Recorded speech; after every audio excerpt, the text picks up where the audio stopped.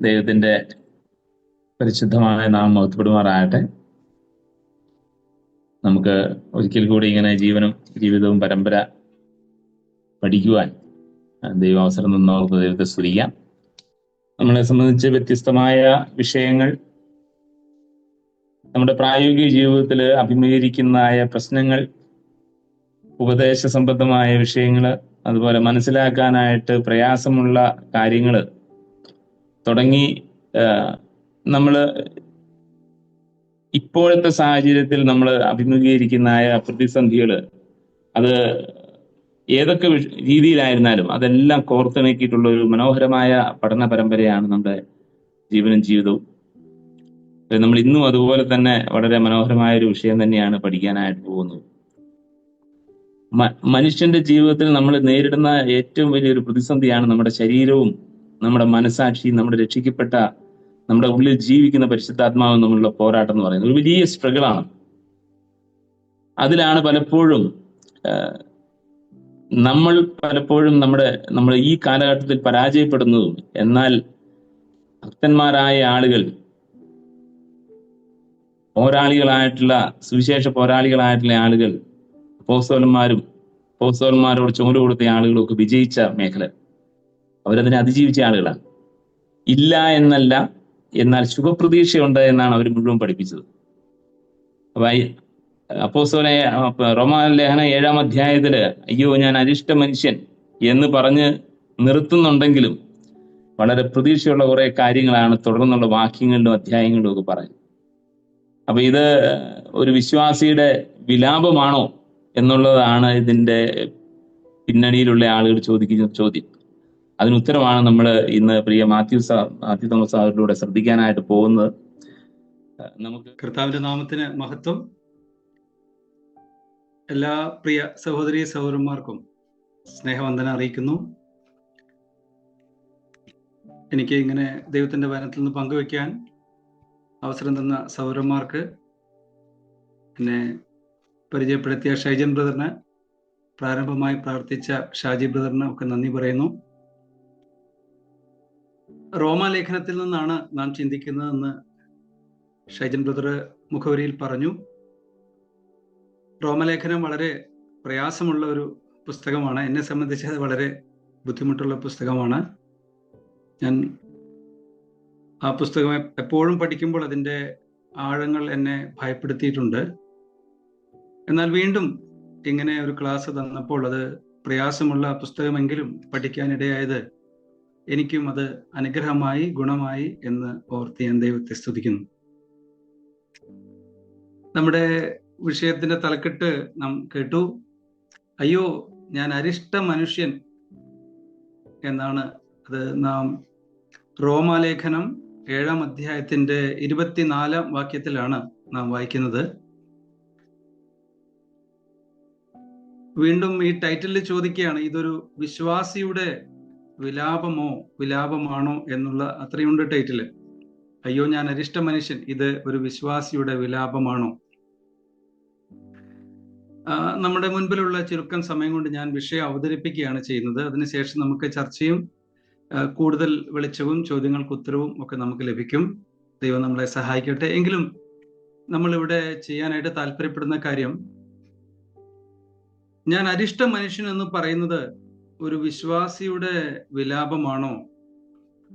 ഇത് ഒരു രക്ഷിക്കപ്പെട്ട ആളെ സംബന്ധിച്ച് ഉള്ള കാര്യമാണോ, അല്ലെങ്കിൽ രക്ഷിക്കപ്പെടാത്ത ഒരാളെ കുറിച്ചുള്ള കാര്യമാണോ എന്നിങ്ങനെ പല ചിന്താഗതികളുണ്ട്.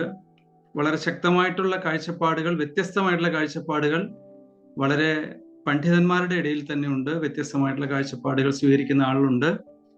നമ്മൾ അതിലേക്ക് ഒരുപാട് കടക്കുന്നില്ല. ചില കാര്യങ്ങൾ നമുക്കതിൽ ശ്രദ്ധിക്കാം. അതിനേക്കാൾ കൂടുതലായിട്ട് നാം ഈ ഒരു പോരാട്ടം എന്ന് പറയുന്നത് വിശ്വാസികളായ നമ്മുടെ എല്ലാവരുടെയും അനുഭവമാണ്. തുടക്കത്തിൽ ഷൈജൻ സൗർ അതിനെക്കുറിച്ച് ചില കാര്യങ്ങൾ സൂചിപ്പിക്കുകയും ചെയ്തു. അപ്പോൾ ഈ പോരാട്ടത്തിന്റെ കാരണം എന്താണ്, അതിന്റെ പരിഹാരം എന്താണ്, നാം അത് ചിന്തിക്കുന്നു. കുറച്ച് ചുരുക്കം വാക്യങ്ങളിലൂടെ നാം കടന്നു പോകുന്നു. അതുപോലെ തന്നെ ഈ പോരാട്ടത്തെ എങ്ങനെ വിജയമാക്കി തീർക്കാം. 8-ാം അധ്യായത്തിലേക്ക് വരുമ്പോൾ ആ വലിയ സാധ്യതയെക്കുറിച്ച് അപ്പോസ്തലൻ നമ്മുടെ മുൻപിൽ പറയുന്നുണ്ട്.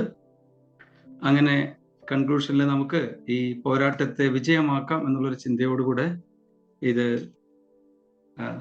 ചർച്ചയിലേക്ക് കടക്കണമെന്നാണ് ആഗ്രഹിക്കുന്നത്. റോമലേഖനം നമുക്കറിയാം, അത് ഈ 16 അധ്യായങ്ങളെ നമ്മൾ പ്രധാനമായിട്ടും രണ്ടായിട്ട് വിഭജിക്കുമ്പോൾ ആദ്യത്തെ 11 അധ്യായങ്ങൾ ഉപദേശപരം, 12 മുതലുള്ള അധ്യായങ്ങൾ പ്രായോഗികം എന്ന് നമ്മൾ പറയാറുണ്ട്. രണ്ടും പ്രധാനപ്പെട്ടതാണ്.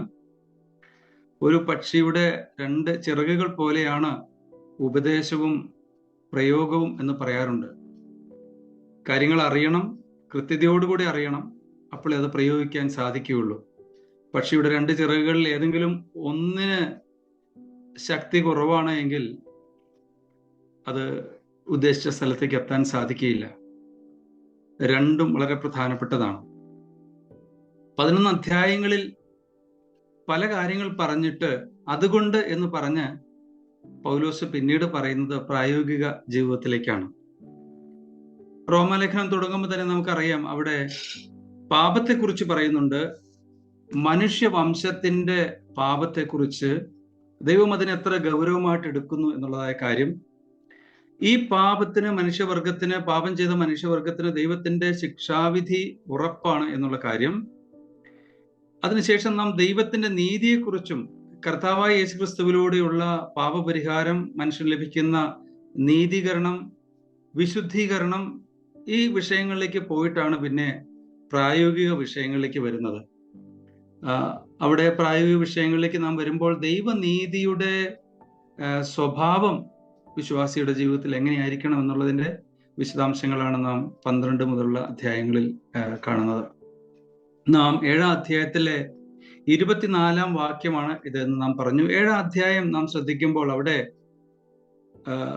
അരിഷ്ട മനുഷ്യനെ കുറിച്ച്, അല്ലെങ്കിൽ പാപം എന്ന വിശ്വാസിയുടെ മുൻപിലുള്ള വലിയ പ്രശ്നം, ജഡം എന്ന വലിയ പ്രശ്നം, അത് അവതരിപ്പിക്കുമ്പോൾ നാം അതിന്റെ പശ്ചാത്തലത്തെക്കുറിച്ച് ഒന്ന് ശ്രദ്ധിക്കുന്നത് നല്ലതാണ്. പശ്ചാത്തലം എന്ന് പറഞ്ഞാൽ അതിന് മുൻപുള്ള വാക്യങ്ങൾ, അതിന് ശേഷമുള്ള വാക്യങ്ങൾ. 6-ാം അധ്യായം, 8-ാം അധ്യായം എന്ന് നമുക്ക് പറയാം.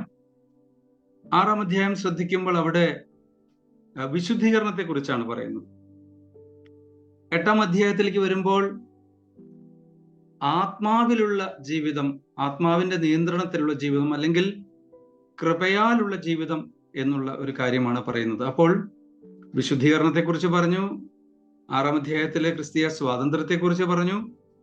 പക്ഷെ 7-ാം അധ്യായത്തുമ്പോഴേക്കും പാപത്തിന്റെ വലിയ പ്രശ്നത്തെക്കുറിച്ച് പറയുന്നു. പക്ഷെ വളരെ പ്രതീക്ഷയ്ക്ക് വക നൽകിക്കൊണ്ട് ദൈവത്തിന്റെ കൃപ, പരിശുദ്ധാത്മാവിന്റെ ശക്തി, അതിൽ ആശ്രയിക്കുന്ന ഒരു ഭക്തന് ഈ അരിഷ്ടതയെ അതിജീവിക്കാൻ സാധിക്കും എന്നുള്ള വലിയ പ്രത്യാശയുടെ വാക്കുകളാണ്. 8-ാം അധ്യായത്തിലേക്ക് എത്തണ്ട, 7-ന്റെ അവസാന ഭാഗത്ത് തന്നെ 24 വാക്യത്തിൽ തന്നെ നമുക്ക് കർത്താവ് യേശു ക്രിസ്തുവിന് ഈ പാപത്തെക്കുറിച്ച്, അരിഷ്ട മനുഷ്യൻ എന്നുള്ള പ്രസ്താവന നടത്തുമ്പോൾ തന്നെ യേശു ക്രിസ്തു മുഖാന്തരം ദൈവത്തിന് സ്തോത്രം ചെയ്യുന്നു എന്ന് പറഞ്ഞ് അവിടുന്ന് ഒരു ട്വിസ്റ്റ് വരുന്നുണ്ട്.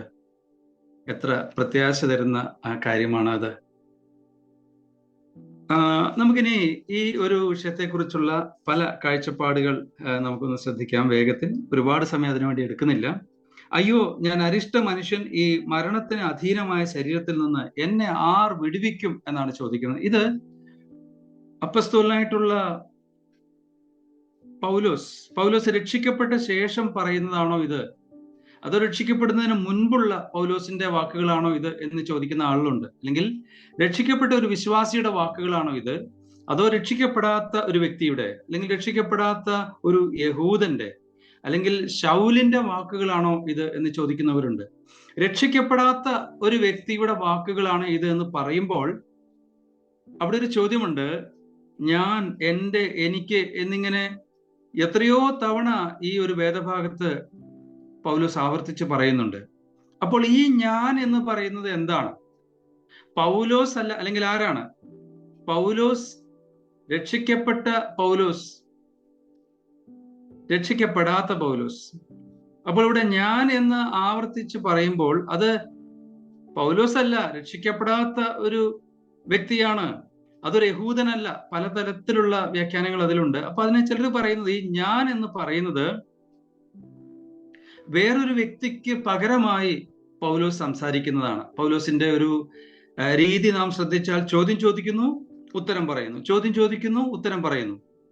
അപ്പോൾ അവിടെ ഞാൻ എന്ന് പറയുന്നത്, അല്ലെങ്കിൽ അരിഷ്ട മനുഷ്യൻ എന്ന് പറയുന്നത്, അത് പൗലോസിന് പകരം മറ്റൊരാളെ കുറിച്ച് പകരമായി ഞാൻ എന്ന് പറയുകയാണ് എന്ന് പറയുന്ന ആളുകളുണ്ട്. പേഴ്സോണിഫിക്കേഷൻ എന്ന് അതിന് പറയും.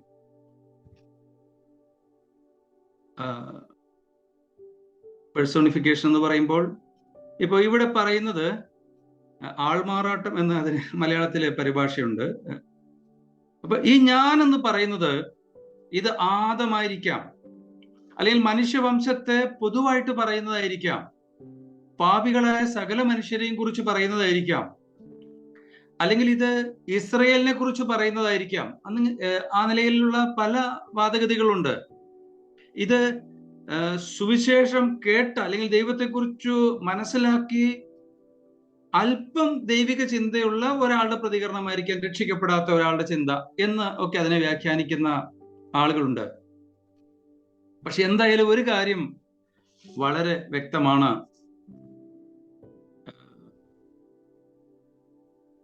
ഞാൻ പേഴ്സോണിഫിക്കേഷൻ എന്ന് പറഞ്ഞത് തെറ്റാണ്, ഇംപേഴ്സണേഷൻ എന്നാണ് അതിനുള്ള വാക്ക്. അപ്പൊ ഒരാളുടെ ആള് മാറുന്നു, മറ്റൊരാൾക്ക് വേണ്ടി സംസാരിക്കുന്നു എന്നുള്ളതാണ് അതിന് വിശദീകരണം. അപ്പോൾ നമ്മൾ പറയുന്നത് ഇവിടെ പോരാടുന്ന ഒരു വിശ്വാസിയെ നാം കാണുന്നു, പോരാട്ടം അനുഭവിക്കുന്ന ഒരു വിശ്വാസിയെ കാണുന്നു.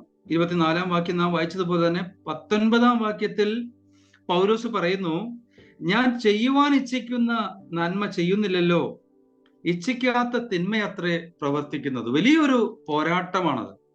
നാം പറഞ്ഞു, 6-ാം അധ്യായം വിശദീകരണത്തെ കുറിച്ച് പറഞ്ഞു. 6:22 നാം എത്തുമ്പോൾ അവിടെ, ഇപ്പോൾ പാപത്തിൽ നിന്ന് സ്വാതന്ത്ര്യം പ്രാപിച്ച് ദൈവത്തിന് ദാസന്മാരായിരിക്കുകയാൽ, ഇപ്പോൾ പാപത്തിൽ നിന്ന് സ്വാതന്ത്ര്യം പ്രാപിച്ചു എന്നുള്ളൊരു കാര്യം പറഞ്ഞിട്ട് ഇവിടെ വരുമ്പോൾ വീണ്ടും ഇവിടെ ഒരു അടിമത്തത്തെ കുറിച്ച്, ഒരു പോരാട്ടത്തെ കുറിച്ച് പറയുമ്പോൾ ഇവിടെ പറയുന്ന കാര്യം എന്തായാലും രക്ഷിക്കപ്പെട്ട ആളെ സംബന്ധിച്ചായിരിക്കില്ല. കാരണം 6-ാം അധ്യായത്തിൽ വിശുദ്ധീകരണത്തെക്കുറിച്ചും സ്വാതന്ത്ര്യത്തെക്കുറിച്ചുമാണല്ലോ പറഞ്ഞത് എന്ന് ന്യായീകരിക്കുന്ന ആളുകളുണ്ട്. ഇതിനെക്കുറിച്ച് പല വാദഗതികളുണ്ട്, പല ചിന്താഗതികളുണ്ട്. ഇങ്ങനെ ഒരു അവിശ്വാസി പറയുമോ എന്നുള്ളത് എന്നെ സംബന്ധിച്ച് എൻ്റെ അനുഭവത്തിൽ നിന്ന് ഒരു പ്രസക്തമായ ചോദ്യമായിട്ട് തോന്നി. അനുഭവങ്ങളുടെ അടിസ്ഥാനത്തിൽ നാം കാര്യങ്ങളെ വിശകലനം ചെയ്യുകയും നമ്മുടെ കൺക്ലൂഷനിൽ എത്താനും പാടില്ല എന്നുള്ളത് നമ്മുടെ പൊതുവായിട്ടുള്ള ഒരു പ്രമാണമാണ്. നമ്മുടെ അനുഭവമായിരിക്കരുത് സത്യങ്ങളുടെ അടിസ്ഥാനം എന്നുള്ളത് തീർച്ചയായിട്ടും ശരിയാണ്. എന്നാൽ വളരെ പണ്ഡിതന്മാരായിട്ടുള്ള ജോൺ പൈപ്പറിനെ പോലുള്ള ആളുകൾ പോലും പറയുന്നത് ഇത് രക്ഷിക്കപ്പെട്ട പൗലോസിനെ സംബന്ധിച്ച് തന്നെയാണ്, അല്ലെങ്കിൽ രക്ഷിക്കപ്പെട്ട ഒരാളുടെ കരച്ചിൽ തന്നെയാണ് ഇത് എന്ന് ധാരാളം ആളുകൾ പറയുന്നുണ്ട്. നമ്മൾ ഓർക്കേണ്ട കാര്യം, ഈ 7-ാം അധ്യായത്തിന്റെ 24 എന്ന് പറയുന്ന ഒരൊറ്റ കാര്യം കൊണ്ട്, ഒറ്റ വാക്യം കൊണ്ട്, ഒരു സോളിറ്ററി വേർഡ്സ്, ഒരൊറ്റ വാക്യം എടുത്തുകൊണ്ട് ഒരു ടെക്സ്റ്റിന്റെ മുഴുവൻ ആശയങ്ങളും സ്ഥാപിക്കാൻ പാടില്ല എന്നുള്ളതാണ്. നാം ഈ വേദഭാഗത്തിന്റെ ഒരു ഒഴുക്ക് നമ്മൾ ശ്രദ്ധിച്ചാൽ, റോമാലേഖനം 1 മുതൽ പറഞ്ഞു വരുമ്പോൾ എല്ലാവരും പാപം ചെയ്തു, ദൈവ തേജസ് ഇല്ലാത്തവരായി തീർന്നു, മനുഷ്യവംശത്തിൽ വന്നിട്ടുള്ള പാപം അതിന്റെ ലിസ്റ്റ് പറയുന്നു, പലതരത്തിലുള്ള പാപങ്ങളെ കുറിച്ച് പറയുന്നു.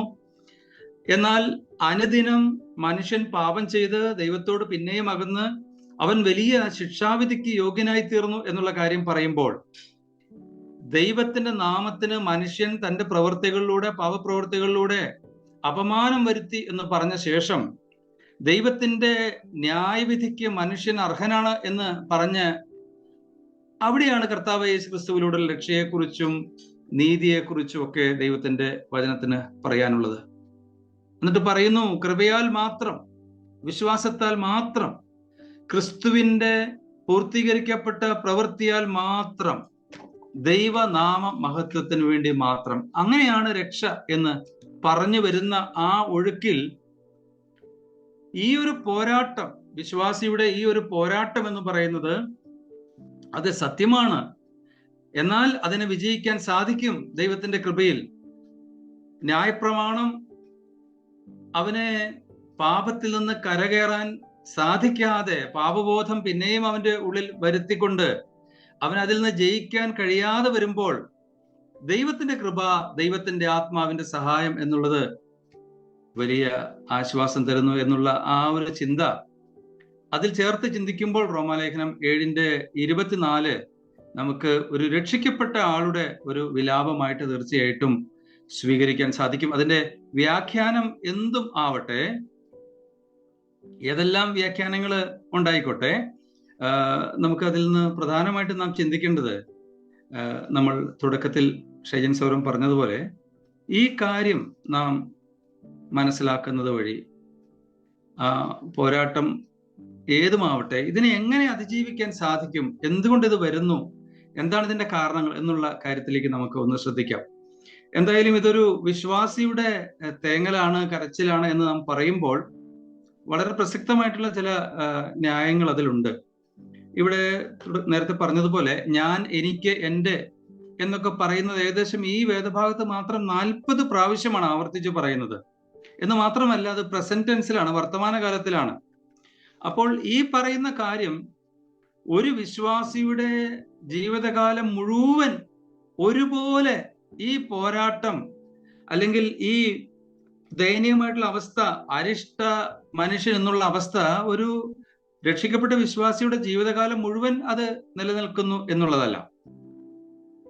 ഇപ്പോ 14-ാം വാക്യം, അവിടെ ന്യായപ്രമാണം ആത്മീകമെന്ന് അറിയുന്നുവല്ലോ, ഞാനോ ജഡമയൻ, പാപത്തിന് ദാസനായി വിൽക്കപ്പെട്ടവൻ. അപ്പൊ പാപത്തിന് ദാസനായി വിൽക്കപ്പെട്ടവൻ എന്ന് പറയുന്നത്, അതിനെക്കുറിച്ച് പണ്ഡിതന്മാര് പലരും പറയുന്നത് അത് താൽക്കാലികമായിട്ടുള്ള ഒരു കാര്യമാണ്, സ്ഥിരമായിട്ട് അങ്ങനെ നഷ്ടപ്പെട്ടു എന്നുള്ള ഒരു നിലയിലല്ല. ഗലാത്യ ലേഖനം 5:17 നാം വായിക്കുമ്പോൾ, ഗലാത്യ ലേഖനം 5:17 നാം വായിക്കുമ്പോൾ, ജഡാഭിലാഷം ആത്മാവിനും ആത്മാഭിലാഷം ജഡത്തിനും വിരോധമായിരിക്കുന്നു,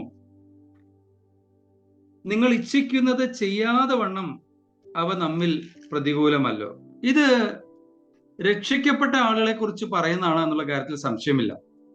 അപ്പൊ ഈ 5:17 പറയുന്ന അതേ ഭാഷയല്ലേ, അതേ സ്വഭാവമുള്ള കാര്യങ്ങളല്ലേ, അങ്ങനെയുള്ള ഒരു ആന്തരിക സംഘർഷത്തെ കുറിച്ചല്ലേ ഈ റോമർ 7 നമ്മൾ വായിച്ചതും. അപ്പോൾ അത് അവിശ്വാസിയുടെ കരച്ചിൽ എന്നുള്ള നിലയിൽ നാം ചിന്തിക്കേണ്ട ആവശ്യമുണ്ട് എന്ന് തോന്നുന്നില്ല. പലരും ചോദിക്കാറുണ്ട്, ഇത് ഒരു വിശ്വാസി കരയുമോ, വിശ്വാസിക്ക് ഇങ്ങനെ കരയേണ്ട ആവശ്യമുണ്ടോ എന്ന് ചോദിക്കുന്നവരുണ്ട്. വിശ്വാസി പാപത്തെക്കുറിച്ച് കരയുന്നതിന് എന്താണ് തെറ്റ്? വിശ്വാസിയല്ലേ കരയേണ്ടത്? കർത്താവ് യേശു ക്രിസ്തുവിന്റെ സ്നേഹത്തെ അറിഞ്ഞ് ദൈവത്തിന്റെ കൃപ അനുഭവിക്കുന്ന പരിശുദ്ധാത്മാവിന്റെ ശക്തിയുള്ള ദൈവം കൂടെ നിന്ന് ലോകാവസാനത്തോളം ഉണ്ട് എന്ന് വാഗ്ദത്തം ചെയ്ത് കർത്താവ് നമ്മളെ പാപത്തിൽ ജയിക്കാൻ സഹായിക്കാനുള്ള, പാപം ചെയ്യാനുള്ള ഒരാവശ്യവുമില്ലാത്തൊരു വിശ്വാസി പാപം ചെയ്യുമ്പോൾ അവൻ കരയണ്ടേ, അവൻ വിലപിക്കണ്ടേ? പക്ഷെ എന്തിനാണ് അവൻ കരയുന്നത് എന്ന് ചോദിച്ചാൽ, പാപത്തെക്കുറിച്ച് അവൻ കരഞ്ഞ്, പൗലോസും പാപം ചെയ്തു, പൗലോസിന്റെ അവസ്ഥയും ഇതാണ്, എനിക്ക് വിജയിക്കാൻ സാധിക്കില്ല എന്ന് പറഞ്ഞ് തകർന്നു പോവുകയല്ല ചെയ്യേണ്ടത്. മറിച്ച് ആ പാപത്തിൽ നിന്ന് അവൻ കർത്താവായ യേശു ക്രിസ്തുവിൽ ആശ്രയിച്ച് യേശു ക്രിസ്തു മുഖാന്തരം ജയം നൽകുന്നു ജയം ലഭിക്കുന്നു എന്നുള്ള കാര്യം അവൻ മനസ്സിലാക്കി. തൊട്ടടുത്ത അധ്യായത്തിൽ നാം കാണുന്നത് പോലെ ദൈവത്തിൽ ആശ്രയിച്ച് അവൻ മടങ്ങി വരികയാണ്. മറ്റു ചിലർ ചോദിക്കുന്നത്, ഇതിന്റെ 23-ാം വാക്യം നാം ശ്രദ്ധിക്കുമ്പോൾ അവിടെ, എങ്കിലും എന്റെ ബുദ്ധിയുടെ പ്രമാണത്തോട് പോരാടുന്ന വേറൊരു പ്രമാണം ഞാൻ എൻ്റെ അവയവങ്ങളിൽ കാണുന്നു, അത് എൻ്റെ അവയവങ്ങളിലുള്ള പാപപ്രമാണത്തിന് എന്നെ ബദ്ധനാക്കി കളയുന്നു എന്ന് പറയുന്നുണ്ട്. അപ്പോ തൊട്ടു മുൻപിലുള്ള അധ്യായം 6-ാം അധ്യായത്തിലെ സ്വാതന്ത്ര്യത്തെക്കുറിച്ച് നാം പറയുന്നു, ഇവിടെ ബദ്ധനാകുന്നു എന്ന് പറയുന്നു. എന്നാൽ നമുക്കറിയാം, അധ്യായങ്ങളൊക്കെ പിന്നീട് തിരിച്ചതാണ്. ഇതിന് ശേഷം വരുമ്പോൾ വീണ്ടും ദൈവത്തെ സ്തുതിക്കുന്നു, സ്വാതന്ത്ര്യത്തെക്കുറിച്ച് പറയുന്നു. 8:2 നാം ശ്രദ്ധിക്കുമ്പോൾ, ജീവന്റെ ആത്മാവിന്റെ പ്രമാണം എനിക്ക് പാപത്തിന്റെയും മരണത്തിന്റെയും പ്രമാണത്തിൽ നിന്ന് ക്രിസ്തുവേശുവിൽ സ്വാതന്ത്ര്യം വരുത്തിയിരിക്കുന്നു. അപ്പൊ ഈ ബദ്ധതയെക്കുറിച്ച് അല്ലെങ്കിൽ സ്വാതന്ത്ര്യം ഇല്ലാത്ത അവസ്ഥയെക്കുറിച്ച് പറഞ്ഞ് ചില വാക്യങ്ങൾ കഴിയുമ്പോൾ തന്നെ ആ സ്വാതന്ത്ര്യം ലഭിച്ചിരിക്കുന്ന കാര്യത്തെക്കുറിച്ച് പറയുന്നു. വീണ്ടും ഞാൻ പറയുന്ന വ്യാഖ്യാനം ഏതുമാവട്ടെ, നാം ഓർക്കേണ്ട കാര്യം, ഈ വീഴ്ച എന്ന് പറയുന്നത്, അല്ലെങ്കിൽ പരാജയം എന്ന് പറയുന്നത്, അല്ലെങ്കിൽ അരിഷ്ട മനുഷ്യന്റെ അവസ്ഥ എന്ന് പറയുന്നത് സ്ഥിരമായിട്ടുള്ള ഒരു കാര്യമല്ല. അത് ഒരു ഭക്തന്റെ ജീവിതത്തിൽ എപ്പോഴെങ്കിലും സംഭവിക്കാം എന്നുള്ളതാണ്. നമുക്കിനി ഈ വാക്യങ്ങൾ ഒന്നുകൂടെ, ഈ 24-25 വാക്യങ്ങൾ ഒന്നുകൂടി ഒന്ന് ശ്രദ്ധയോടുകൂടെ നോക്കാം. അതിലെ ചില വാക്കുകൾ നമുക്ക് ഒന്ന് ശ്രദ്ധിക്കേണ്ട ആവശ്യമുണ്ട്. അയ്യോ, ഞാൻ അരിഷ്ട മനുഷ്യൻ, ഈ മരണത്തിന് അധീനമായ ശരീരത്തിൽ നിന്ന് എന്നെ ആർ വിടുവിക്കും? നമ്മുടെ കർത്താവായ യേശുക്രിസ്തു മുഖാന്തരം ഞാൻ ദൈവത്തിന് സ്തോത്രം ചെയ്യുന്നു. 24 വാക്യം. ഇത് നാം ശ്രദ്ധിക്കുമ്പോൾ അവിടെ അരിഷ്ട മനുഷ്യൻ എന്ന് നമ്മൾ കാണുന്നു. ദൈവത്തിന്റെ നിലവാരത്തിൽ ജീവിക്കാൻ സാധിക്കാത്ത, ദൈവം ഒരു സൃഷ്ടിയെക്കുറിച്ച്, രക്ഷിക്കപ്പെട്ട ഒരു വ്യക്തിയെക്കുറിച്ച് പ്രത്യേകിച്ച് ദൈവം വെച്ചിട്ടുള്ള നിലവാരത്തിൽ അവന് ജീവിക്കാൻ സാധിക്കുന്നില്ല എന്നുള്ള ഒരു ഭക്തന്റെ കരച്ചിലാണ് ഈ അരിഷ്ട മനുഷ്യൻ എന്നുള്ളത് കൊണ്ട് നാം മനസ്സിലാക്കുന്നത്. മറ്റൊന്ന്, മരണത്തിന് അധീനമായ ശരീരം എന്ന് നമ്മൾ കാണുന്നു. ബോഡി ഓഫ് ഡെത്ത് എന്നാണ് നമ്മൾ കാണുന്നത്.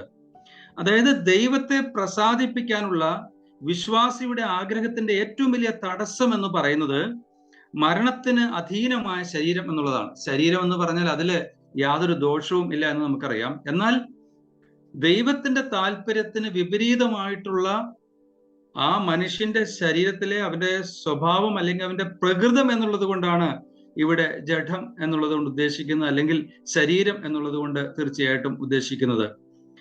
അതിനെക്കുറിച്ച് പറയുമ്പോൾ പൗലോസിന്റെ മനസ്സിൽ ഈ മരണത്തിന് അധീനമായ ശരീരം എന്ന് പൗലോസ് പറയുമ്പോൾ പൗലോസിന്റെ മനസ്സിലുണ്ടായിരുന്ന ഒരു കാര്യത്തെക്കുറിച്ച് പറയുന്നത്, അത് പാരമ്പര്യത്തിലുള്ളതാണ്.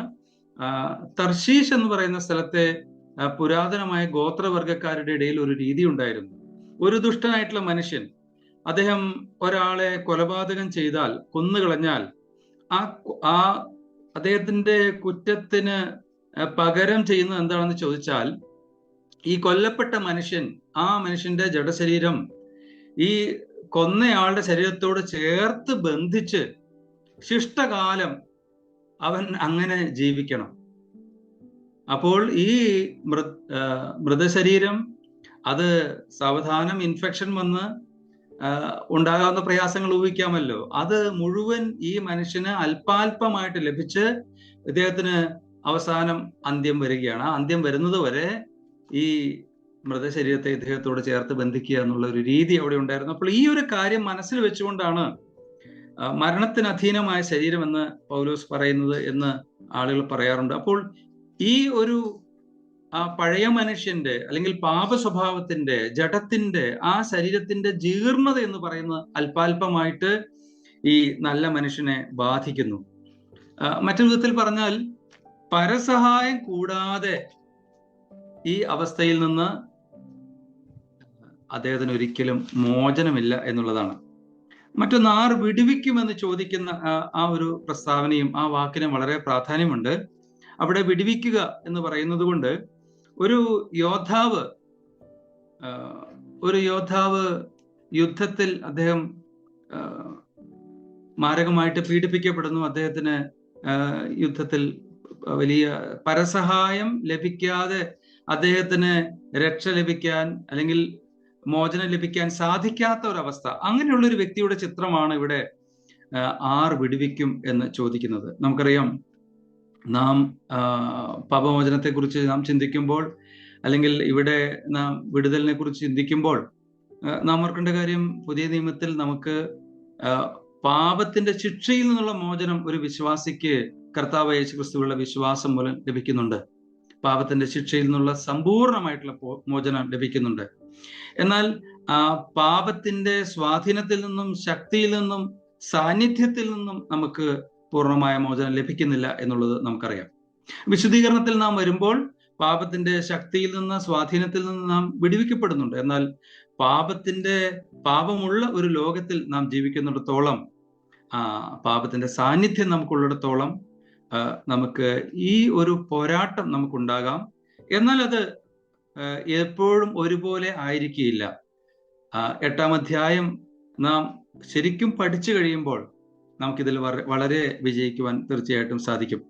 ഈ അധ്യായത്തിലെ 7-ാം അധ്യായത്തിലെ ചില വാക്കുകൾ നാം ശ്രദ്ധിക്കുന്നത് നല്ലതാണ്. ഇവിടെ ന്യായപ്രമാണം എന്ന് പറയുന്നു, അത് 10 കൽപ്പനകളുണ്ട്. അതുകൂടാതെ ധാർമ്മികതയെക്കുറിച്ചുള്ള ഒരു ബോധ്യം. ഈ 10 കൽപ്പനകൾ എന്ന് പറയുമ്പോൾ നമ്മൾ സാമൂഹിക നിയമാവലി, അതുപോലെ തന്നെ മതപരമായിട്ടുള്ള നിയമാവലി, അത് നമ്മൾ പുറപ്പാട് പുസ്തകം 21 അധ്യായം മുതൽ 40 വരെയുള്ള അധ്യായങ്ങളിൽ നമുക്ക് കാണാൻ സാധിക്കും. സാമൂഹികവും മതപരവുമായിട്ടുള്ള നിയമങ്ങൾ ഇതെല്ലാം ചേരുന്നതാണ്. 10 കൽപ്പനകളോടൊപ്പം ഇതെല്ലാം ചേരുന്നതാണ് തീർച്ചയായിട്ടും ന്യായപ്രമാണം എന്ന് പറയുന്നത്. അതുപോലെ തന്നെ ധാർമ്മികതയെക്കുറിച്ചുള്ള ഒരു ബോധ്യം അത് നമുക്ക് ഇതിനോട് ചേർത്ത് ചിന്തിക്കാവുന്നതാണ്. ജഡം എന്ന് പറയുന്നത് ശരീരമാണ്, പാവപ്രകൃതിയാണെന്ന് നാം പറഞ്ഞു. ആത്മാവ് എന്ന് പറയുന്നത് അത് നിലനിൽക്കുന്ന, നഷ്ടപ്പെടാത്ത, നിത്യമായ മനുഷ്യനിലെ അംശമാണ് എന്നുള്ള കാര്യവും ആ 3 വാക്കുകൾ നമ്മൾ ഓർത്തിരുന്നാൽ നല്ലതാണ്. അടുത്തായിട്ട് നമ്മൾ ഈ പോരാട്ടം, വിശ്വാസിയുടെ ജീവിതത്തിലുള്ള ഈ ഒരു പോരാട്ടം, ജഡവും ആത്മാവും, ജഡാഭിലാഷവും ആത്മാഭിലാഷവും തമ്മിലുള്ള ഈ പോരാട്ടം എന്ന് പറയുന്നത് യാഥാർത്ഥ്യമാണെന്നുള്ള കാര്യം നമുക്ക് എല്ലാവർക്കും അറിയാം. ഞാൻ ഇതിനെക്കുറിച്ച് ഇങ്ങനെ പ്രിപ്പയർ ചെയ്തുകൊണ്ടിരുന്ന സമയത്ത് റോബർട്ട് ലൂയിസ് സ്റ്റീവൻസൺ എന്ന് പറയുന്ന ഒരു വിശ്വാസിയുടെ അദ്ദേഹം എഴുതിയ ഒരു കഥയെക്കുറിച്ച് എനിക്ക് വായിക്കാനിടയായി. The strange case of doctor Jekyll and mister Hyde എന്നാണ് ആ പുസ്തകത്തിന്റെ പേര്. അതില് ഒരു ശാസ്ത്രജ്ഞനായിട്ടുള്ള ഡോക്ടർ ജെക്കിൽ എന്ന് പറയുന്ന വ്യക്തി, അദ്ദേഹം വലിയ പരീക്ഷണങ്ങളും നിരീക്ഷണങ്ങളും നടത്തുകയാണ്. ഈ കഥ പിന്നീട് സിനിമയൊക്കെ ആയ ഒരു കഥയാണ്. അപ്പോ ഈ ഡോക്ടർ ചെയ്യുന്ന ഒരു കാര്യം എന്താന്ന് ചോദിച്ചു കഴിഞ്ഞാൽ, ഒരു പ്രത്യേക രാസപദാർത്ഥം എടുത്ത് അതിനെ ഡെവലപ്പ് ചെയ്ത് അങ്ങനെ ഒരു മനുഷ്യനാക്കി തീർക്കുകയാണ്. കഥയാണ്. അപ്പോൾ ഈ അദ്ദേഹം ഡെവലപ്പ് ചെയ്ത് കൊണ്ടുവരുന്ന മനുഷ്യന്റെ പേരാണ് മിസ്റ്റർ ഹൈഡ്. അപ്പോ അദ്ദേഹം ചെയ്യുന്നത്, സ്വന്തം ജെക്കിൽ എന്ന് പറയുന്ന വ്യക്തിയുടെ ഉള്ളിലെ നല്ല സ്വഭാവങ്ങൾ അല്ലെങ്കിൽ ആത്മസ്വഭാവങ്ങൾ അവിടെ നിലനിർത്തിക്കൊണ്ട് തന്റെ ജഡസ്വഭാവങ്ങളും മോശമായ സ്വഭാവങ്ങളും എല്ലാം ഈ മിസ്റ്റർ ഹൈഡ് എന്ന് പറയുന്ന വ്യക്തിക്ക് കൊടുത്ത് അങ്ങനെ വളർത്തുകയാണ്. അപ്പൊ ആ കഥ പിന്നീട് പറയുന്നത് എന്താണെന്ന് ചോദിച്ചു കഴിഞ്ഞാൽ, ഇദ്ദേഹം ഈ ഡോക്ടർ ഈ സയന്റിസ്റ്റ് ഒരു നല്ലൊരു മനുഷ്യനായി തീർന്നു. അദ്ദേഹത്തിന് ഒരുപാട് സൽസ്വഭാവങ്ങളുണ്ട്. എന്നാൽ ഈ മിസ്റ്റർ ഹൈഡ് എന്ന് പറയുന്ന ആള് ഒരു മഹാദുഷ്ടനും കൊലപാതകയുമായി തീർന്ന ആ കഥയുടെ അവസാനം ഈ ഡോക്ടർക്ക് ഭീഷണിയായി അവസാനം ഈ മിസ്റ്റർ ഹൈഡ് മരിക്കുന്നതായിട്ടുമാണ്. അപ്പോ ഇത് പറഞ്ഞത് എന്താണെന്ന് ചോദിച്ചാൽ, പിൽക്കാലത്ത് പിന്നീട് ഈ കഥ എഴുതിയ വ്യക്തിയോട്, സ്റ്റീവൻസനോട് പല ആളുകൾ ചോദിച്ചു, പല ഇന്റർവ്യൂവിൽ ചോദിച്ചു, എവിടെ നിന്നാണ് നിങ്ങൾക്ക് ഈ ആശയം കിട്ടിയത്? അപ്പൊ അദ്ദേഹം പറഞ്ഞത്, ഞാനൊരു ക്രിസ്ത്യനാണ്, ഞാനൊരു വിശ്വാസിയാണ്, ഈ 2 സ്വഭാവങ്ങളും എൻ്റെ ഉള്ളിലുണ്ട്. അതാണ് എനിക്ക് ഇങ്ങനെ ഒരു ആശയം ഡെവലപ്പ് ചെയ്യാൻ എന്നെ സഹായിച്ചതെന്ന് പറഞ്ഞു. പ്രിയപ്പെട്ടവർ, നമ്മുടെ എല്ലാവരുടെയും ഒരു അനുഭവമാണ് ഇതെന്നുള്ള കാര്യത്തിൽ യാതൊരു സംശയവുമില്ല.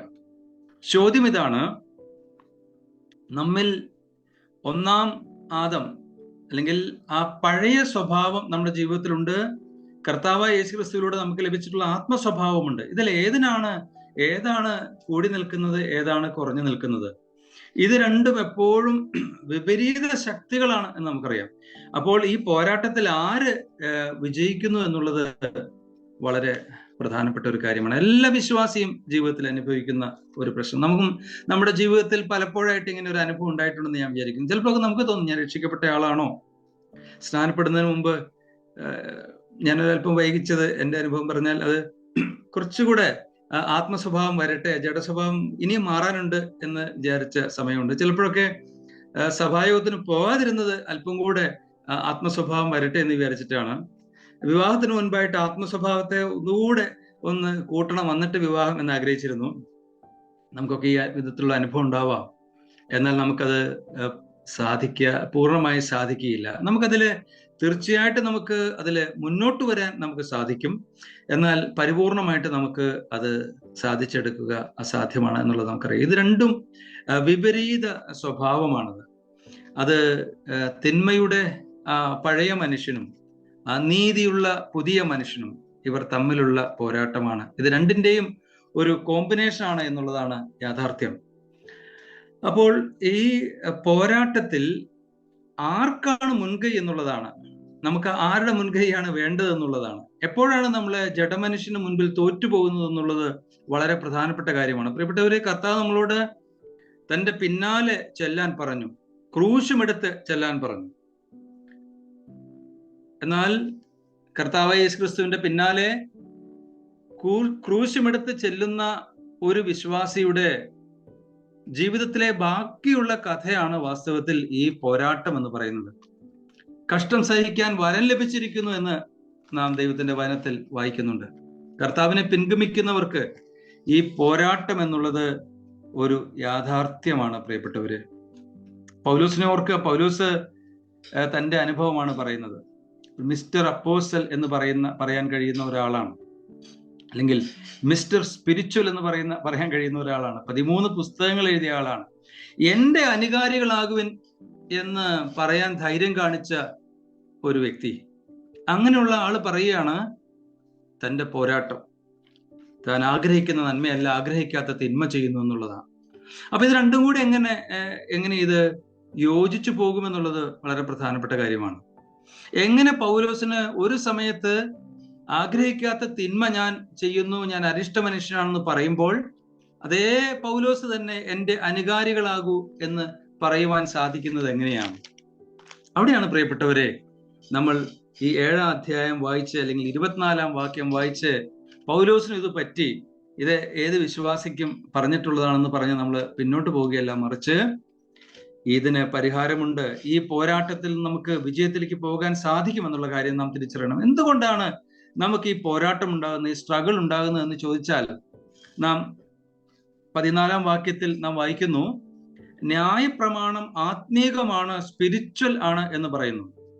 എന്താണ് ഈ ആത്മീകം എന്നുള്ളത് കൊണ്ട് പറയുന്നത്?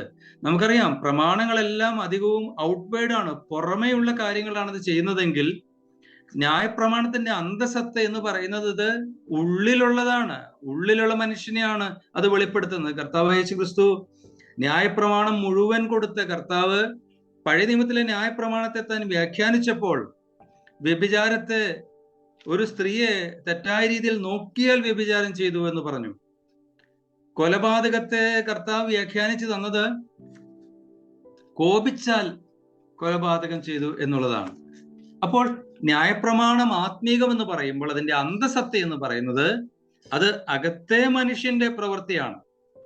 അപ്പോൾ ഈ ആത്മീകമായിട്ടുള്ള, അല്ലെങ്കിൽ നമ്മളിപ്പോ ചിന്തിക്കുന്നത് എന്തുകൊണ്ട് ഈ പോരാട്ടം എന്ന് ചോദിച്ചാൽ, ഈ 10 കൽപ്പനകളിൽ 10ാമത്തെ കൽപ്പന എന്ന് പറയുന്നത്, അല്ലെങ്കിൽ നമ്മുടെ ചിന്തയിൽ, മനോഭാവത്തിൽ അകത്തെ മനുഷ്യന്റെ താല്പര്യങ്ങൾ എന്ന് പറയുന്നത് ഏറ്റവും പ്രധാനപ്പെട്ടതാണ്. ഇപ്പൊ നമ്മുടെ മനോഭാവം എന്ന് പറയുന്നത് എത്ര പ്രധാനപ്പെട്ടതാണ്. നമ്മൾ പലപ്പോഴും നമ്മുടെ സ്വയം കേന്ദ്രീകൃതമാണ്, നമ്മള് ഈഗോ സെൻട്രിക് ആണ്. നമ്മളിപ്പോ ആളുകൾക്ക് നല്ല സഹായം ചെയ്യുന്നവരാണ് നാം.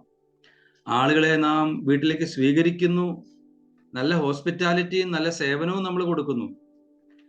പക്ഷേ നമ്മൾ സ്പിരിച്വലി മൈൻഡഡ് ആണോ, അല്ലെങ്കിൽ നാം ആത്മസ്വഭാവം ഉള്ളവരാണോ എന്നുള്ളത് വാസ്തവത്തിൽ ദൈവത്തിനറിയാം, നമുക്കും കുറച്ചൊക്കെ അറിയാം. നമുക്ക് ആളുകൾ നാം സൽക്കരിച്ചു, സ്വീകരിച്ചപ്പോൾ നമ്മൾ എത്ര സന്തോഷത്തോടെ അത് ചെയ്തു. മറ്റുള്ളവരെ സഹായിച്ചപ്പോൾ എത്ര താല്പര്യത്തോടെ ഉള്ളിൽ നിന്ന് അത് ചെയ്തു. എന്റെ സേവനം, എന്റെ സഹായം എന്തെങ്കിലും നിർബന്ധം കൊണ്ടാണോ, പുറമേ നിന്നുള്ള നിർബന്ധം കൊണ്ടാണോ, അത് ഉള്ളിൽ നിന്നുള്ള നിർബന്ധം കൊണ്ടാണോ? ആത്മമനുഷ്യൻ. അപ്പോ ഇതൊരു വലിയൊരു പോരാട്ടമാണ്. ഒരാൾ സിഗരറ്റ് വലിക്കാൻ തുടങ്ങിയ സമയത്ത് സിഗരറ്റ് എടുത്ത് കളഞ്ഞുകൊണ്ട്, വിശ്വാസിയായിരുന്നു, എന്റെ അകത്തെ മനുഷ്യനാണോ പുറമേയുള്ള മനുഷ്യനാണോ ശക്തി എന്നൊരു ചോദ്യം ചോദിച്ചിട്ട് സിഗരറ്റ് കളഞ്ഞ് അദ്ദേഹം അകത്തെ മനുഷ്യനാണ് ശക്തി എന്ന് പറഞ്ഞു. അതുപോലെ തന്നെ മദ്യവും അദ്ദേഹം ഉപേക്ഷിച്ചു. പക്ഷെ ഭയങ്കര ഭക്ഷണപ്രിയനായിട്ടുള്ള അദ്ദേഹം ഭക്ഷണത്തിന് മുൻപിൽ അദ്ദേഹം പിന്നെ തോറ്റുപോയി, അമിതമായി ആഹാരം കഴിച്ചു. അപ്പോ നമ്മുടെ ഈ പോരാട്ടത്തെ നമ്മൾ എങ്ങനെയാണ്, സ്വന്തം ശക്തി കൊണ്ടാണോ നമ്മൾ അതിനെ നേരിടാൻ ശ്രമിക്കുന്നത്? ന്യായപ്രമാണം കൊണ്ടാണോ, അല്ലെങ്കിൽ ചില പ്രമാണങ്ങൾ വെച്ച് എൻ്റെ കഴിവുകൊണ്ട്, എൻ്റെ മുൻപിലുള്ള ചില ചിട്ടവട്ടങ്ങൾ കൊണ്ട്, അങ്ങനെ ഒരു ലീഗലിസത്തിലാണോ ഞാൻ ഇതിനെ നേരിടാൻ ശ്രമിക്കുന്നത്? C.S. ലൂയിസ് എന്ന് പറയുന്ന വ്യക്തി പറയുകയാണ്, എൻ്റെ അകത്തെ മനുഷ്യനെ മനസ്സിലാക്കി ശരിക്കും ഞാനൊരു നല്ല മനുഷ്യനാകാൻ ശ്രമിച്ചപ്പോഴാണ് ഞാനൊരു ചീത്ത മനുഷ്യനാണെന്നുള്ള കാര്യം എനിക്ക് വ്യക്തമായി തുടങ്ങിയത്. പുറമെ നിന്ന് ആളുകൾ നോക്കിയപ്പോൾ നല്ല മനുഷ്യനാണെന്നാണ് തോന്നിയത്. പക്ഷെ അകത്തെ മനുഷ്യന്റെ പോരായ്മകളെ ശരിക്കും തിരിച്ചറിഞ്ഞപ്പോഴാണ്, അത് രക്ഷിക്കപ്പെട്ട ഒരു വ്യക്തിക്ക് ദൈവത്തിന്റെ ആത്മാവ് കൊടുക്കുന്ന കൃപയാണ്. അവന് ആ പാപബോധം വരുന്നു, സ്വന്തം കുറവുകളെ തിരിച്ചറിയാൻ കഴിയുന്നു. മറ്റൊരു കാര്യം, എന്തുകൊണ്ടാണ് ഈ പോരാട്ടം എന്ന് ചോദിച്ചാൽ 14-ാമത്തെ വാക്യം നമ്മൾ വായിക്കുമ്പോൾ, നാം അറിയുന്നുവല്ലോ, അല്ലെങ്കിൽ ഞാൻ അറിയുന്നു. എന്താണ് ഞാൻ അറിയുന്നത്? ഒരു ഭക്തൻ പരാജയപ്പെടുന്ന, വീഴ്ചയിൽ അകപ്പെടുന്ന ഒരു ഭക്തൻ അറിയുന്ന കാര്യം, ഞാനൊരു വിശ്വാസിയാണ്, ഞാൻ എന്താണ് ചെയ്യുന്നത്, ഞാൻ ഇത് ചെയ്യാൻ പാടില്ല, ഞാൻ ചെയ്യേണ്ടത് എന്താണ്, എനിക്ക് എന്തെല്ലാം ചെയ്യാൻ സാധിക്കും, ഇതെനിക്കറിയാം. പക്ഷെ ഞാൻ ചെയ്യുന്നത് എന്താണെന്നും എനിക്കറിയാം. ഇത് ഒരു വലിയ പോരാട്ടമായിട്ട് അവശേഷിക്കുകയാണ്. നമ്മളൊന്ന് ഓർക്കണം, ഇവിടെ നാം മരിച്ചവരല്ല. ഈ പോരാട്ടം എന്ന് പറയുന്നത് ജീവന്റെ ഒരു ലക്ഷണമാണ്.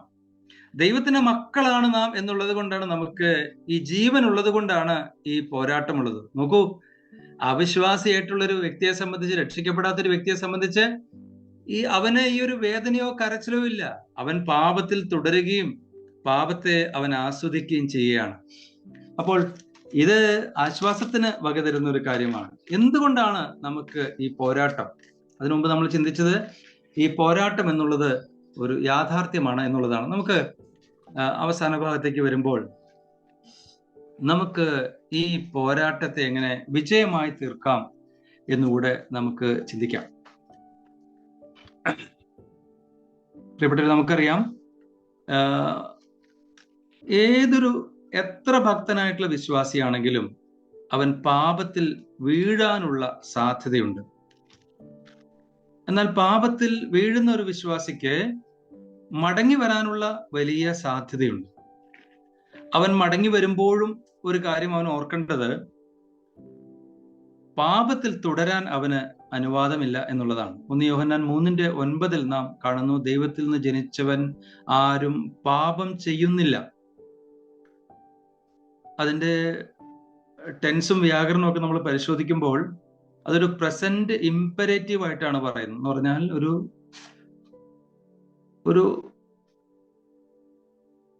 ഒരു ശീലമല്ല അത് എന്നുള്ള നിലയ്ക്കാണ് അതിന്റെ പല വ്യാഖ്യാനങ്ങളിലൊന്നും. അവൻ അങ്ങനെ പാപം ചെയ്യുന്ന അവനൊരു സ്വഭാവമല്ല. സ്ഥിരമായിട്ട് പാപത്തിൽ നിൽക്കുക എന്നുള്ളത്, ആവർത്തിച്ച് പാപം ചെയ്യുക എന്നുള്ളത് ഒരു രക്ഷിക്കപ്പെട്ട വ്യക്തിയുടെ ശീലമല്ല. നമ്മളിൽ ഒരേ പാപം ആവർത്തിക്കുന്നവരുണ്ടെങ്കിൽ, അല്ലെങ്കിൽ എന്നും ഞാൻ ഒരുപോലെ അരിഷ്ട മനുഷ്യനെന്ന് കരയുന്നവർ നമ്മുടെ മധ്യത്തിലുണ്ടെങ്കിൽ, ഒന്ന്, നാം യഥാർത്ഥമായി രക്ഷിക്കപ്പെട്ടവരാണോ എന്ന് ചിന്തിക്കുക. 2, ഈ അരിഷ്ടതയിൽ നിന്നും അതിനെ അതിജീവിക്കാൻ ഞാൻ എൻ്റെ കഴിവിലും എൻ്റെ ശക്തിയിലും എൻ്റെ ആസൂത്രണങ്ങളിലും എൻ്റെ ചില പ്രോഗ്രാംസിലും ആണോ ഞാൻ അതിനെ വിജയിക്കാൻ ശ്രമിക്കുന്നത് എന്നുള്ളത് നാം ഒന്ന് പരിശോധിക്കുന്നത് ആവശ്യമാണ്. ഈ 7-ാം അധ്യായം എന്ന് പറയുന്നത് അരിഷ്ടതയെക്കുറിച്ചാണ്, പാപത്തെക്കുറിച്ചാണ് പറയുന്നത്. എന്നാൽ 8-ാം അധ്യായത്തിലേക്ക് വരുമ്പോൾ അവിടെ ദൈവത്തിന്റെ കൃപയെക്കുറിച്ചാണ്, പരിശുദ്ധാത്മാവിലുള്ള ഭക്തന്റെ പാപത്തെ അതിജീവിക്കാനുള്ള വലിയ പ്രാപ്തിയെക്കുറിച്ചാണ് അവിടെ പറയുന്നത്. ഈ ഡയമണ്ട് എന്ന് പറയുന്ന സംഗതി, അത് ഒരാളെ അത് പ്രദർശിപ്പിക്കുമ്പോൾ, കാണിച്ചു കൊടുക്കുമ്പോൾ ഒരു കറുത്ത പ്രതലത്തില് അത് കാണിച്ചു കൊടുക്കുകയുള്ളൂ എന്നാണ് പറയുന്നത്. കറുത്ത പ്രതലത്തിൽ ഡയമണ്ട് വെക്കുമ്പോഴാണ് അതിന്റെ ഭംഗി ഏറ്റവും കൂടുതൽ വെളിവാകുക. അപ്പോൾ ദൈവത്തിന്റെ കൃപയിൽ വിശ്വാസിക്ക് അരിഷ്ട മനുഷ്യനുള്ള വിജയത്തെക്കുറിച്ച് പറയുന്ന 8-ാം അധ്യായത്തിന് മുൻപായിട്ട് പാപത്തെക്കുറിച്ചും അരിഷ്ടതയെക്കുറിച്ചും പറയുമ്പോഴാണ് അതത്ര ശ്രേഷ്ഠമായിട്ടുള്ള, വിജയകരമായിട്ടുള്ള ആ പോരാട്ടത്തിൽ നിന്ന് വിജയത്തിലേക്ക് വിശ്വാസിക്ക് പോകാൻ സാധിക്കുമെന്നുള്ള ഒരു യാഥാർത്ഥ്യത്തെയാണ് നമുക്കത് മനസ്സിലാക്കി തരുന്നത്. നാം ശ്രദ്ധിച്ചാൽ, നാം പറഞ്ഞു 7-ാം അധ്യായത്തിൽ ആവർത്തിച്ചു വരുന്ന ഒരു കാര്യമാണ് ന്യായപ്രമാണം എന്നുള്ളതായ ഒരു കാര്യം. നമുക്കറിയാം, അത് 10 കൽപ്പനകൾ മാത്രമല്ല, അത് ധാർമ്മിക നിയമങ്ങളുണ്ട്, അതുപോലെ തന്നെ സാമൂഹ്യ മതപരമായിട്ടുള്ള നിയമങ്ങൾ എന്ന് നമ്മൾ പറഞ്ഞു. ഈ കൽപ്പനകൾ, ഏത് കൽപ്പനയുമായിക്കോട്ടെ, ഈ കൽപ്പനകൾ എന്ന് പറയുന്ന ഒരു എക്സ്റേ പോലെ, ഒരു സ്കാൻ പോലെയാണ് നമുക്കറിയാം. അത് തെറ്റിനെ കാണിച്ചു തരാൻ മാത്രമേ അല്ലെങ്കിൽ രോഗത്തെ കാണിച്ചു തരാൻ മാത്രമേ സഹായിക്കുന്നു. എന്നാൽ രോഗം നാം മനസ്സിലാക്കിയ ശേഷം അടുത്ത പടി എന്ന് പറയുന്നത് ഏറ്റവും ശരിയായിട്ടുള്ള ചികിത്സയാണ്. നല്ല മരുന്നാണ് നമുക്ക് ആവശ്യം. അപ്പൊ അതാണ് 8-ാം അധ്യായത്തിലേക്ക് നാം വരുമ്പോൾ, സുവിശേഷത്തിലൂടെ രക്ഷിക്കപ്പെട്ട ഒരു വ്യക്തിക്ക് കർത്താവായ യേശുക്രിസ്തുവിലുള്ള വലിയ കൃപ, അതാണ് നമ്മുടെ മരുന്ന്. സുവിശേഷവും കർത്താവിന്റെ കൃപയും പരിശുദ്ധാത്മാവിന്റെ സഹായവുമാണ് നമുക്ക് ആവശ്യം. ദൈവത്തിന്റെ കൃപയിൽ ആശ്രയിക്കുവാൻ നമുക്ക് പഠിക്കണം പ്രിയപ്പെട്ടവരെ. ഞാൻ ഇങ്ങനെ എപ്പോഴും ഓർക്കും, ഒരു സ്നേഹിതൻ ഒരിക്കൽ ദൈവത്തിന്റെ കൃപയിൽ ആശ്രയിക്കുന്ന കാര്യം പറഞ്ഞു തന്നത് ഞാൻ ഓർക്കും. ഈ ഒരു പേന മറ്റൊരു പ്രതലത്തിൽ വെച്ചിരിക്കുന്നു. ഈ പേന ഞാനിങ്ങനെ തള്ളി തള്ളി തള്ളി വിടുകയാണ്. ഒരു സമയം കഴിഞ്ഞാൽ ആ പേന തീർച്ചയായിട്ടും മറിഞ്ഞു വീഴും. അപ്പോൾ എപ്പോഴാണ്, വീണ് കഴിയുമ്പോഴാണോ നാം ദൈവത്തെ വിളിക്കേണ്ടത്? ദൈവത്തിന്റെ കൃപയിൽ ആശ്രയിക്കുക എന്ന് പറഞ്ഞാൽ എന്താണ്? അത് അനുദിനം ചെയ്യേണ്ട ഒരു കാര്യമാണ്. ഈ അനുദിനം ഇതിൽ വീഴാനുള്ളൊരു വലിയ സാധ്യതയുണ്ട്. ഒരു 80 വയസ്സോളം പ്രായമുള്ള ഒരു അമേരിക്കൻ ഒരു ഉപദേഷ്ടാവ്, ഒരു പാസ്റ്റർ, അദ്ദേഹം ഒരു യുവാവായിട്ടുള്ള പാസ്റ്ററുടെ കൂടെ ഒരു നഗരത്തിൽ നിന്ന് മറ്റൊരു നഗരത്തിലേക്ക് പോയപ്പോൾ സ്ട്രെയിറ്റ് ആയിട്ടുള്ള വഴി വിട്ട് വളരെ വളഞ്ഞ ഒരു വഴിയിൽ കൂടെ അവിടേക്ക് പോകണമെന്ന് നിർബന്ധം പിടിച്ചു. അപ്പോൾ എന്താണ് അങ്ങനെയെന്ന് ഈ പ്രായം കുറഞ്ഞ സഹോദരൻ ചോദിച്ചപ്പോൾ പറഞ്ഞു, ഞാൻ എൻ്റെ അജ്ഞാതകാലത്ത് ഞാൻ വളരെ മോശമായ ജീവിതം നയിച്ച ആ വഴികളിലൂടെ, അത് ഈ സ്ഥലത്തായിരുന്നു, ആ വഴികളിലൂടെ വീണ്ടും സഞ്ചരിക്കാൻ ഞാൻ താല്പര്യപ്പെടുന്നില്ല എന്ന് പറഞ്ഞു. അപ്പോൾ ഈ ദൈവത്തിന്റെ കൃപ, എന്തിനാണ് ഈ 80 വയസ്സായിട്ടുള്ള മനുഷ്യനെ കുറിച്ച് ഭയപ്പെടുന്നതെന്ന് ചോദിക്കുമ്പോൾ, നമ്മുടെ ഭാഗത്ത് തീർച്ചയായിട്ടും ചില കാര്യങ്ങൾ നമുക്ക് ചെയ്യാനുണ്ട്. പാപത്തെ കൊല്ലാൻ ദൈവത്തിൽ ആശ്രയിച്ച് നാം കൃപ അനുഭവിക്കുന്നില്ല എങ്കിൽ പാപം നമ്മളെ കൊല്ലും എന്നുള്ളതാണ് യാഥാർത്ഥ്യം. ഭാര്യ മരിച്ചാൽ അവന് ന്യായപ്രമാണത്തിൽ നിന്ന് അവന് വേറെ ഭാര്യ വിവാഹം കഴിക്കാം. നാം ഓർക്കണം, കർത്താവായ യേശുക്രിസ്തു നമുക്ക് വേണ്ടി മരിച്ചു എങ്കിൽ നമുക്ക് തീർച്ചയായിട്ടും സ്വാതന്ത്ര്യമാണ്.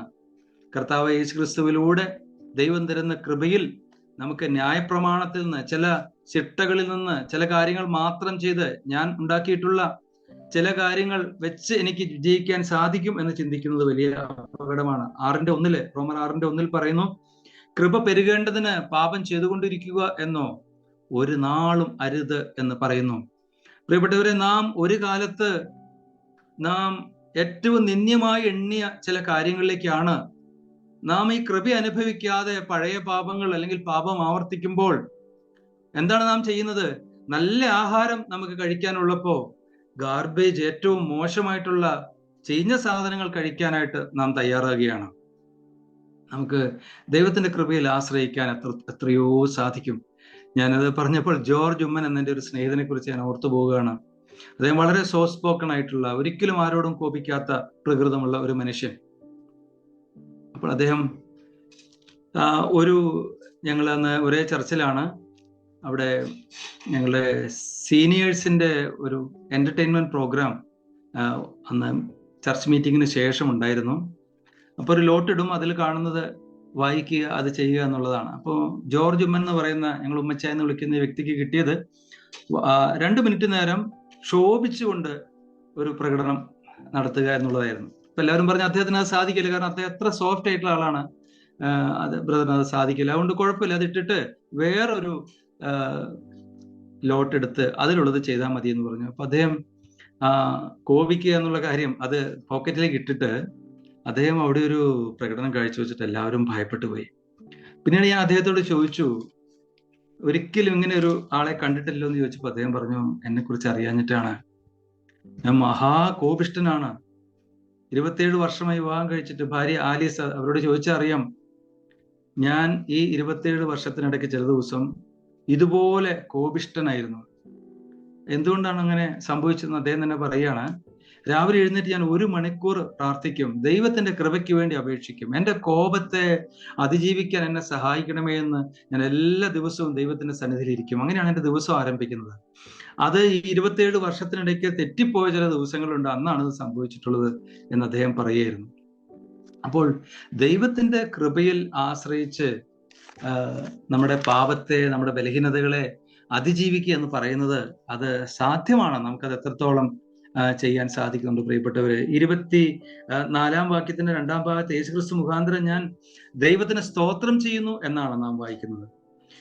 വീണ്ടും നമ്മൾ 8 അധ്യായത്തിന്റെ 4 വാക്യം വരുമ്പോൾ, ജഡത്തെ അല്ല ആത്മാവിനെ അത്ര അനുസരിച്ച് നടക്കുന്ന നമ്മിൽ ന്യായപ്രമാണത്തിന്റെ നീതി നിവർത്തിക്കേണ്ടതിന് തന്നെ. ഈ വാക്യം നാം ശ്രദ്ധിക്കുമ്പോൾ അതില് ആത്മാവിനെ, ജഡത്തെയല്ല ആത്മാവിനെ അത്രേ അനുസരിച്ച് നടക്കുന്ന നമ്മിൽ, ഇൻ അസ് എന്നുള്ളതാണ്. അപ്പൊ നമ്മളിൽ ഇത് നടക്കുന്നു, ബൈ അസ് എന്നല്ല, ഞാൻ ആത്മാവിനെ അനുസരിച്ച് നടക്കുന്നു എന്നുള്ളതല്ല. ദൈവത്തിന്റെ ഒരു വലിയ പ്രവൃത്തിയാണത്. ദൈവത്തിന്റെ കൃപയിൽ ആശ്രയിച്ച്, പരിശുദ്ധാത്മാവിന്റെ ശക്തിയിൽ ആശ്രയിച്ചാണ് നാം ഇതിനെ ഈ നമ്മുടെ ആ പഴയ പ്രകൃതത്തെ അതിജീവിക്കേണ്ടത്. പ്രിയപ്പെട്ടവരെ, എനിക്ക് പരിചയമുള്ള ഒരു വിശ്വാസിയുടെ സ്വന്തത്തിൽ ഒരാളെ മദ്യപാനത്തിൽ നിന്ന് കരകയറ്റാനായിട്ടുള്ള ഒരു ഹെൽപ്പിന് വേണ്ടി ഡി അഡിക്ഷൻ സെന്ററിൽ കൊണ്ടുപോയപ്പോൾ അവർ 3 കാര്യങ്ങൾ പറഞ്ഞു. ഒന്ന്, ഈ വ്യക്തി വരണം, ഈ വ്യക്തി വന്നിട്ട്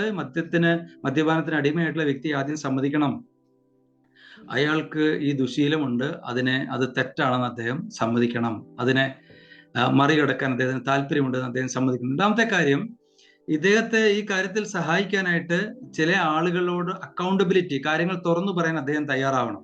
പിന്നെ സ്വയം ഇതിൽ നിന്ന് മോചനമില്ല, എനിക്ക് ഇതിന് മറ്റൊരാളുടെ സഹായം ആവശ്യമുണ്ട് എന്ന് സമ്മതിക്കണം. ഈ 3 കാര്യങ്ങൾ പറഞ്ഞു. പ്രിയപ്പെട്ടവരെ, ദൈവത്തിന്റെ കൃപ, നമ്മുടെ ഈ അരിഷ്ടത, പാപം, അത് മുറുകെ പറ്റുന്ന പാപം, ഇതിനൊക്കെ അതിജീവിക്കുവാൻ ദൈവത്തിന്റെ സന്നിധിയിൽ തെറ്റ് സമ്മതിക്കുക, ഒരു വലിയ സമൂഹത്തിന്റെ, വിശ്വാസ സമൂഹത്തിന്റെ, അതിൽ ചിലരുമായിട്ടൊരു അക്കൗണ്ടബിലിറ്റി നമുക്ക് ഉണ്ടാവണം.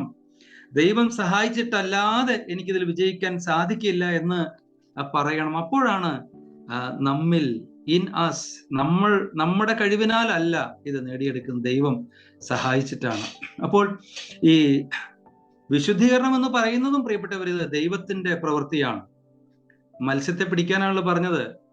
ഒരു മീനെ പിടിച്ചിട്ട് മീൻ സ്വയം വൃത്തിയാകുകയല്ല, മീനെ ആ പിടിക്കുന്ന ആളല്ലെങ്കിൽ മറ്റൊരാൾ വൃത്തിയാക്കിയാണ്. കർത്താവാണ് നമ്മളെ ശുദ്ധി തരുന്നത്, നമ്മളെ വൃത്തിയാക്കുന്നത്, നമ്മുടെ ജീവിതത്തിൽ അശുദ്ധിയുള്ളത് മാറ്റിത്തരുന്നത് കർത്താവാണ് എന്ന് നാം തിരിച്ചറിയണം.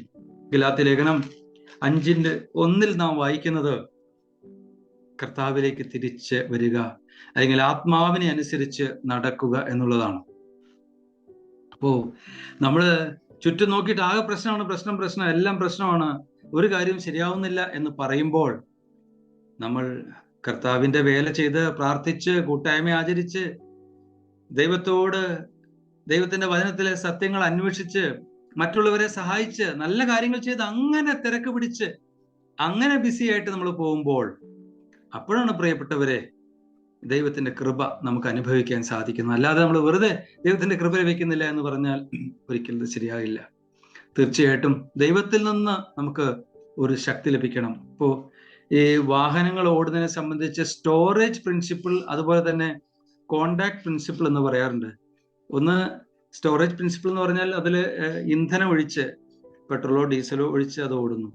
മറ്റൊന്ന് കോണ്ടാക്ട് എന്ന് പറയുന്നത്, അത് ഒരു ഇലക്ട്രിക് കാർ ആണെങ്കിൽ ഒരു കോണ്ടാക്റ്റിലേക്ക് വരുന്നു. നമുക്കിത് രണ്ടും വേണം. നമ്മുടെ ഉള്ളിൽ സ്റ്റോറേജ് വേണം, ഉയരത്തിൽ നിന്നുള്ള കോണ്ടാക്ട് നമുക്ക് വേണം. അപ്പൊ നമ്മുടെ ഭാഗത്തു നിന്ന് നാം ചെയ്യുന്നത് അതുകൊണ്ട് മാത്രം ഒരിക്കലും അത് സാധ്യമാകുകയില്ല. എന്നാൽ ദൈവത്തിന്റെ കൃപ നമുക്ക് ദൈവം തരുമ്പോൾ അത് സാധിക്കും. നോക്കൂ, നമ്മൾ നോഹയെ നോക്കിയാൽ, ദാവീദിനെ നോക്കിയാൽ, ഇവർക്കെല്ലാം പരാജയമുള്ളവരായിരുന്നു. പരാജയമുള്ളവരെങ്കിലും ദൈവം അവർക്ക് ധാരാളം കൃപ കൊടുത്തു എന്ന് നമുക്ക് കാണാൻ സാധിക്കും. വീഴ്ച അവരുടെ ജീവിതത്തിൽ ഉണ്ടായോ എന്നുള്ളതല്ല, അവർ ദൈവത്തിന്റെ കൃപ അനുഭവിച്ച് വിജയിച്ചു എന്നുള്ളതാണ്. അതുകൊണ്ട് വീണാൽ എഴുന്നേൽക്കുക എന്നുള്ളതാണ്. കർത്താവ് എന്നെ അനുഗമിക്കാൻ പറഞ്ഞല്ലോ. വീണുപോയി ബ്രദറെ, അയ്യോ പറ്റിപ്പോയി എന്നുള്ളതല്ല, അങ്ങനെ വീണുപോയാൽ എഴുന്നേറ്റ് നടക്കുക എന്നുള്ളതാണ്. ദൈവത്തിന്റെ കൃപയിൽ ആശ്രയിക്കുക എന്നുള്ളതാണ്. കഴിഞ്ഞ ദിവസം ഒരു വീഡിയോ കണ്ടു, ഒരു അമ്മ ഒരു കുഞ്ഞിനെ പരിപാലിക്കുമ്പോൾ ആദ്യമായിട്ട് ആ കുഞ്ഞ് നടക്കുന്ന ഒരു രംഗം കണ്ടിട്ട് ആ അമ്മയുടെ പ്രതികരണം വളരെ ഹൃദ്യമായിട്ട് തോന്നി. ഒരു കുഞ്ഞ് നടക്കുമ്പോൾ, ആദ്യമായി നടക്കുമ്പോൾ, ആ വീഴുമ്പോൾ അവിടെ കിടക്ക്, വേണമെങ്കിൽ നടക്ക് എന്ന് നമ്മൾ ഒരിക്കലും പറയുന്നില്ല. ഒരു മാതാപിതാക്കളായ ബലഹീനരായിട്ടുള്ള നാം അങ്ങനെ ആ കുഞ്ഞിനെ നടത്താൻ ശ്രദ്ധിക്കുന്നുവെങ്കിൽ സ്വർഗസ്ഥനായ ദൈവം നാം വീഴുമ്പോൾ തീർച്ചയായിട്ടും നമ്മുടെ കൈക്ക് പിടിച്ച് നമ്മളെ നടത്തും എന്നുള്ളതാണ്. ഫോളോ മീ എന്നാണ് നമ്മുടെ കർത്താവ് പറഞ്ഞത്. ഫോളോ, കർത്താവിന്റെ പിന്നാലെ നടക്കുക. WALLOW എന്നൊരു വാക്കുണ്ട്. അതിന്റെ അർത്ഥം എന്താണെന്ന് ചോദിച്ചാൽ മടി പിടിച്ച് കിടക്കുക എന്നുള്ളതാണ്. ഫോളോ എന്നുള്ളതാണ് നമ്മളോട് പറഞ്ഞിരിക്കുന്നത്, വാലോ എന്നല്ല. മടി പിടിച്ച് കിടക്കാനല്ല, അല്ലെങ്കിൽ അഴുക്കിൽ കിടന്ന് മറിയുക, അല്ലെങ്കിൽ പാപത്തിൽ പുളയുക എന്നൊക്കെയാണ് അതിന്റെ അർത്ഥം. മറിച്ച് ദൈവത്തിന്റെ കൃപയിൽ ആശ്രയിച്ച് കർത്താവിന്റെ വഴിയിൽ നടക്കുക എന്നുള്ളതാണ് കർത്താവ് നമ്മിൽ നിന്ന് പ്രതീക്ഷിക്കുന്നത്. നമുക്ക് തീർച്ചയായിട്ടും സാധ്യമാണ്. അതുകൊണ്ട് 7-ാം അധ്യായം വായിക്കുമ്പോൾ 8-ാം അധ്യായം അതിനോടുകൂടെ ചേർത്ത് ചിന്തിക്കണം പ്രിയപ്പെട്ടവരെ. നാം ദൈവത്തിന്റെ കൃപയിൽ ആശ്രയിച്ച് ഈ അരിഷ്ടതയിൽ നിന്ന് വിജയിക്കുന്ന അവസ്ഥയിലേക്ക്, പാപത്തെ അതിജീവിച്ച് കർത്താവിന് ഏറ്റവും പ്രസാദകരമായ ജീവിതം നയിക്കുവാനുള്ള സാധ്യത ഏത് ഭക്തന്റെയും മുൻപിലുണ്ട്. ദൈവം അതിന് നമ്മളെ സഹായിക്കട്ടെ. വളരെ നന്ദി പ്രിയ സഹോദര. വളരെ നമ്മളെ ധൈര്യപ്പെടുത്തുന്ന, പലപ്പോഴും നമുക്ക് ആശങ്ക ഉണ്ടാക്കുന്ന ഒരു വിഷയം തന്നെയാണിതെങ്കിലും നമുക്കത് നമ്മുടെ ആ ചിന്തയോട് ചേർന്ന് തന്നെ അതിന് ശുഭപ്രതീക്ഷ ഉണ്ടോ എന്നുള്ള കാര്യം നമ്മൾ ചിന്തിക്കുകയായിരുന്നു. പ്രതിസന്ധികൾ, ഈ സ്ട്രഗിൾ നമുക്ക് ഒഴിവാക്കാനായിട്ട് സാധിക്കാറ് നമുക്ക് മാത്രമായിരുന്നില്ല ഇത് എന്ന് നമ്മൾ കേട്ടു. ദാവീദിന്റെ ജീവിതത്തിലും മോശയുടെ ജീവിതത്തിലും ഒക്കെ സംഭവിച്ചെങ്കിൽ, അപ്പോസ്തലന്മാരുടെ ജീവിതത്തിൽ അങ്ങനെയായിരുന്നെങ്കിൽ ഈ കാലഘട്ടത്തിൽ നമ്മളിൽ അത് കൂടുതലാണ്. കാരണം ടെക്നോളജിയുടെ അഡ്വാൻസ്മെന്റും സാമ്പത്തികമായിട്ടുള്ള മുന്നേറ്റവും സാധ്യതകളുടെ മുന്നേറ്റവും ഒക്കെ നമുക്ക് വരുമ്പോൾ അതിനനുസരിച്ചുള്ള തോതും വർദ്ധിക്കും. എന്നാൽ നമ്മൾ അവസാനം കേട്ടതുപോലെ സ്റ്റോറേജും കോണ്ടാക്റ്റും അത് രണ്ടും അങ്ങ് ചേർത്ത് വെച്ചാൽ ഇത് വിജയകരമാക്കാനായിട്ട് സാധിക്കുന്നത് നമുക്കേ ഉള്ളൂ എന്നും കൂടെ നമുക്ക് ഓർക്കുമ്പോൾ നമുക്ക് എന്ത് വലിയ നന്മയാണ് നമുക്കുള്ളത്. കാരണം നമ്മൾ വീഴാതെ നിൽക്കുവാൻ നമ്മളെ ധൈര്യപ്പെടുത്തുന്ന നമ്മുടെ കർത്താവായ യേശു ക്രിസ്തുവിന്റെ കൃപയാണ്. ആ കൃപയിലാണ് നമ്മുടെ കോണ്ടാക്ട് ഉള്ളത് എന്നുള്ളത് വലിയ ആശ്വാസമാണ്.